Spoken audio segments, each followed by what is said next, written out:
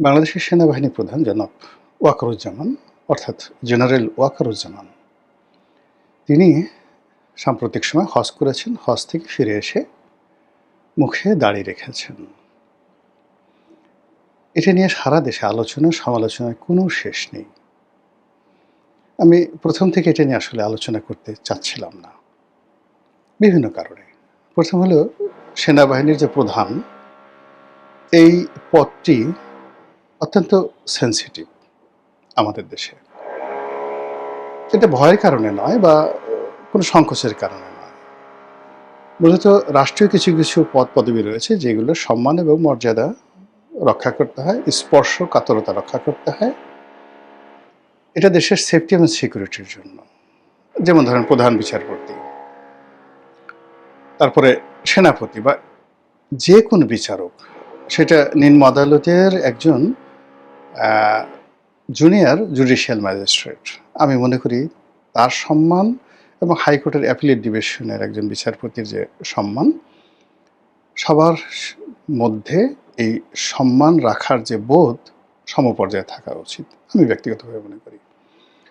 তারপর ধরুন আমাদের দেশে যে সকল সাংবিধানিক প্রতিষ্ঠান রয়েছে, দুর্নীতি দমন commission, auditor and accountant general যিনি রয়েছেন সেই অফিসটি, তারপর ধরুন যে সকল স্বায়ত্তশাসিত প্রতিষ্ঠান রয়েছে, বিশেষ করে বিশ্ববিদ্যালয়গুলো, ঢাকা বিশ্ববিদ্যালয়, জাহাঙ্গীরনগর বিশ্ববিদ্যালয়, বিশ্ববিদ্যালয়ের যারা ভাইস চ্যান্সেলর রয়েছেন, অধ্যাপক রয়েছেন, তাদের প্রতি জাতির একটা মান সম্মানবোধ থাকা উচিত। আমি নিজে এই জিনিসগুলো মেনটেন করি এবং প্রাণান্ত চেষ্টা করি এই সকল বিষয় নিয়ে, অর্থাৎ এই ধরনের ব্যক্তিদেরকে নিয়ে কোনো সমালোচনা না করার জন্য। আমি জানি যে এরা আওয়ামী লীগ করে অনেকে, এরা বিএনপি করে অনেকে, এরা অনেকে ঘুষ খায়, এরা অনেকে দুর্নীতি করে, এদের অনেকের আরও অনেক আজেবাজে অভ্যাস আছে।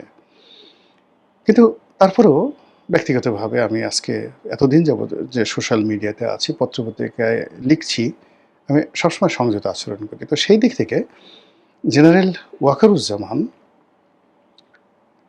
তাকে নিয়ে আমি যে কতবারই কথাবার্তা বলেছি, প্রাণান্ত চেষ্টা করেছি পজিটিভ কথা বলার জন্য, কখনো নেতিবাচক কথা গত ২ বছরে বলিনি।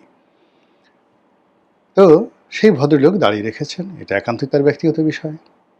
তিনি নামাজ যদি কোথাও হয়, বঙ্গভবনে কয়েকবার নামাজ পড়েছেন, সেই দৃশ্য সামনে এসছে, তিনি ইমামতি করেছেন। করতেই পারেন, লোকজন বলার চেষ্টা করছেন যে এটা কী ধরনের কথা, তাকে কি আমরা ইমামতি করার জন্য নিয়োগ দিয়েছি নাকি? তিনি সেনাপ্রধান, যুদ্ধের ময়দানে তিনি যুদ্ধ করবেন। তার যদি এত ইমামতি পছন্দ হয়, ভালো কথা, থেকে বাইতুল মোকাররমে এসে সে খতিবগিরি করে নিতে পারে। এই লোকগুলো তো বলছে। তারপর আবার তিনি যখন দাড়ি রেখেছেন, সবাই বলার চেষ্টা করছে, হায় হায় হায়, এ কী হলো? পুরো সেনাবাহিনীকে সে এখন ইসলামাইজেশনের দিকে নিয়ে গেল। কেউ কেউ জঙ্গিদের মদতদাতা বলার চেষ্টা করছে, কেউ তাকে আরও বাজে কথা বলার চেষ্টা করছে, অমুকের সাথে সম্পর্ক, তমুকের সাথে সম্পর্ক।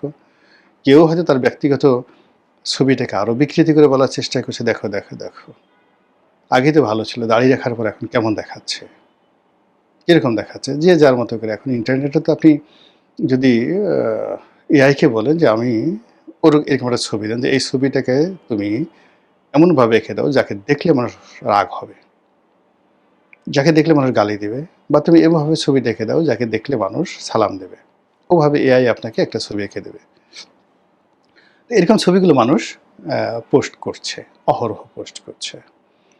এর মধ্যে যারা ইসলামপন্থী রয়েছেন তারা ভীষণ রকম খুশি যে না, এইবারে প্রথম সত্যিকারতে আমরা একজন সেনাপ্রধান পেলাম যিনি আমাদের জন্য জিহাদে কুল্লিয়া এটি মানে পারফর্ম করতে পারবেন। জিহাদে কুল্লিয়া, একের সর্বোচ্চ জিহাদ। এই দেশটিকে, এই দেশের মানুষকে একেবারে ইসলামের যে পরিপূর্ণ স্বাদ, আহ্লাদ, টেস্ট, রুচি, অভিরুচি যা কিছু বোঝায়, এটা সম্ভবত জেনারেল ওয়াকারুজ্জামানের মাধ্যমেই সম্ভব। এদেশে তাদের যে একটা দীর্ঘদিন ইসলামী বিপ্লব, বা তারা যেভাবে স্বপ্ন দেখে, যারা হুজুর আছেন, বিশেষ করে দেলোয়ার হোসেন সাঈদী, মানে আমাদের দেশে ইসলামী যারা বক্তা রয়েছেন তাদের সবার মেন্টর। মানে ওনার সুর, তাল, লয়, ওনার যুক্তিকে কপি করেনি এরকম কোনো বক্তা বাংলাদেশে এখন পর্যন্ত আমি দেখিনি।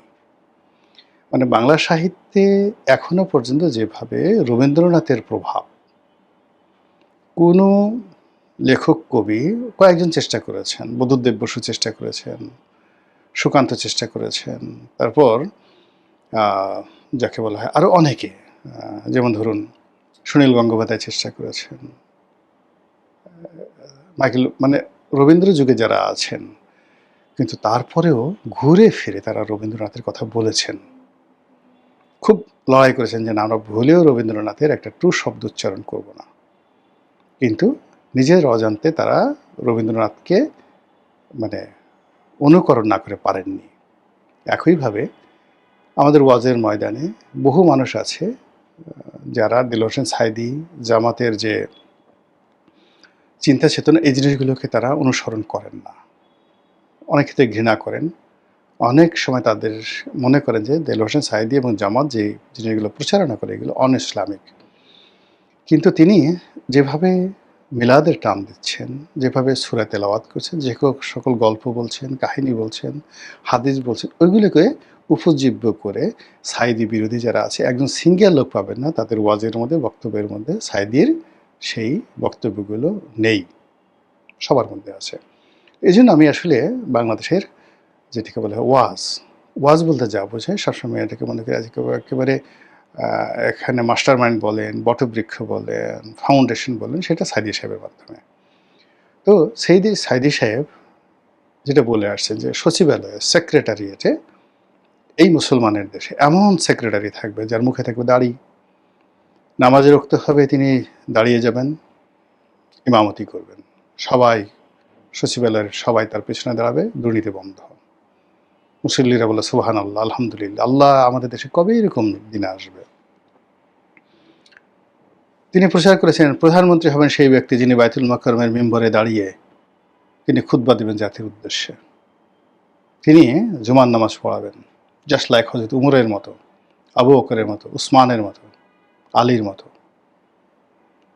সবাই বললেন আল্লাহ তুমি কবুল করো, এরকম নেতা আমাদেরকে দান করো, আল্লাহ সাঈদী সাহেব যদি এরকম প্রধানমন্ত্রী হতেন, এরকম সবাই স্বপ্ন দেখতেন। একই কথা তিনি বলতেন বঙ্গভবনে যে থাকবে তাকে ওইভাবে জামাতে ইমামতি করতে হবে। এই স্বপ্নটা ৮০-র দশক থেকে ব্যাপকভাবে মানুষের মধ্যে মানে গ্রথিত হয়েছে, বপিত হয়েছে, মানে গ্রন্থনা করা হয়েছে, উপস্থাপনা করা হয়েছে, এবং ওটা মানুষের মনে মস্তিষ্কে ঢুকে গেছে।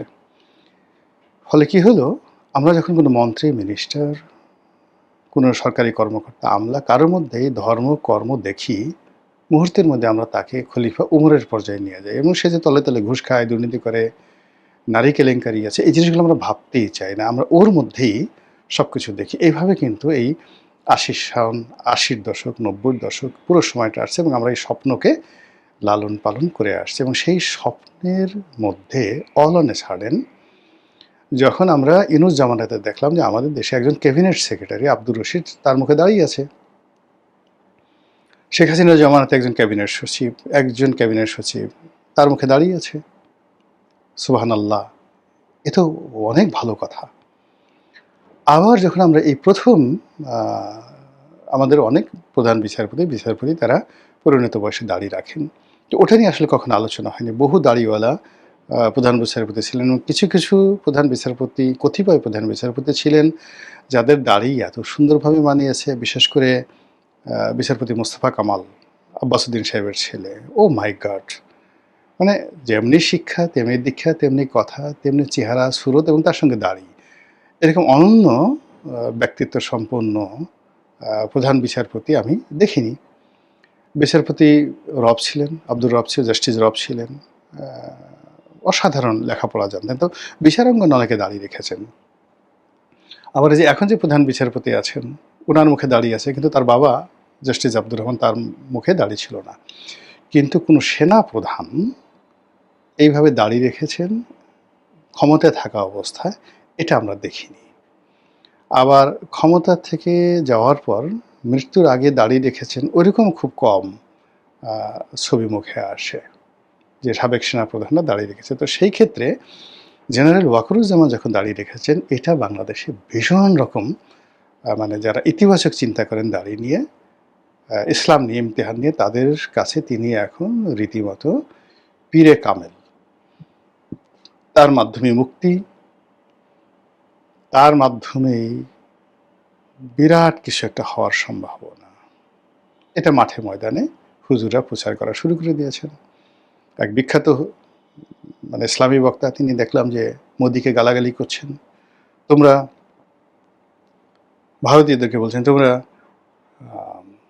আমাদের ওয়াকারুজ্জামান সেনাপ্রধানের দাড়ি নিয়ে কটূক্তি করো, তোমাদের প্রধানমন্ত্রীর মুখে দাঁড়িয়ে তোমাদেরকে লজ্জা লাগে না? পারলে মোদির দাড়ি নিয়ে কোনো কথা বলো। তোমাদের অনেক আর্মি জেনারেল আছে, ফুল জেনারেল, লেফটেন্যান্ট জেনারেল, ফুল জেনারেল, যারা শিখ সম্প্রদায়ভুক্ত, তাদের মুখে দাড়ি আছে, মাথায় লম্বা চুল এবং চুল ঢেকে রাখার জন্য তারা পাগড়ি পরে, মুসলমানদের মতো করে তারা পাগড়ি পরে। কই তাদেরকে তো তোমরা কিছু বলো না, আর আমাদের সেনা প্রধান দাঁড়িয়ে রাখছে আর এটি নিয়ে তোমাদের এত জ্বলে কেন? এই কথাগুলো কিন্তু বলা হচ্ছে। আর এই কথাগুলো যখন বলা হচ্ছে, এবং আপনি দেখবেন সেনাপ্রধান যখন দেশের বাইরে থেকে দাঁড়িয়ে রেখে বাংলাদেশে ঢুকলেন, সঙ্গে সঙ্গে সারা বাংলাদেশে সাদা পতাকা, কলেমা খচিত সাদা পতাকার বন্যা বয়ে গেল, ভীষণ রকম বন্যা বয়ে গেল।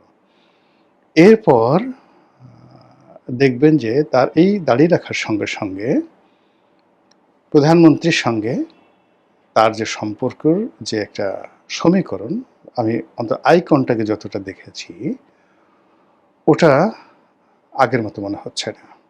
মনে হচ্ছে সরকারের পক্ষ থেকে তাকে একটা ট্যাগ দেওয়ার চেষ্টা করা হচ্ছে, তাকে সন্দেহের দৃষ্টিতে দেখা হচ্ছে। অন্যদিকে ভারতীয় মিডিয়া থেকে শুরু করে পশ্চিমা মিডিয়াগুলো, তারা প্রকাশ্যে অপ্রকাশ্যে, বিশেষ করে বেশ কিছু ইউটিউবাররা নানা রকম কথাবার্তা বলার চেষ্টা করছেন, কিন্তু ওয়াকারুজ্জামান বা সেনাপ্রধানের পক্ষ থেকে আসলে কোনো রকম প্রতিক্রিয়া দেখানো হচ্ছে না। এরই মধ্যে পুলিশ আবার নতুন করে জঙ্গি ধরার যে অ্যাকশন, এটা শুরু করেছে। আর এটা তখনই শুরু করা হলো যখন একদিন পরে, যার একদিন আগে 4 তারিখে, জুলাই মাসের 4 তারিখে খুব মহা ধুমধাম করে আমাদের জাতীয় সংসদের দক্ষিণ প্লাজাতে আমেরিকার জাতীয় দিবস পালিত হলো। সেখানে আমেরিকান বাহিনী লেফট রাইট করলো, তাদের অর্কেস্ট্রা দল, সেনাবাহিনী, মার্কিন সেনাবাহিনীর অর্কেস্ট্রা দল সেখানে জাতীয় সঙ্গীত বাজালো। অনেকটা ছোট আকারে হলো গার্ড অব অনার দেওয়ার চেষ্টা করা হলো। ব্রেন্ট ক্রিস্টেনসেন তিনি সেই গার্ড অব অনার গ্রহণ করলেন। আমন্ত্রিত অতিথিরা সেই আমেরিকার বন্ধুত্ব, আমেরিকার শ্রেষ্ঠত্ব এবং আমেরিকার প্রয়োজনীয়তা নিয়ে বিশাল বিশাল বয়ান তৈরি করলেন। আর তার ঠিক 2 দিন পরে কি হলো,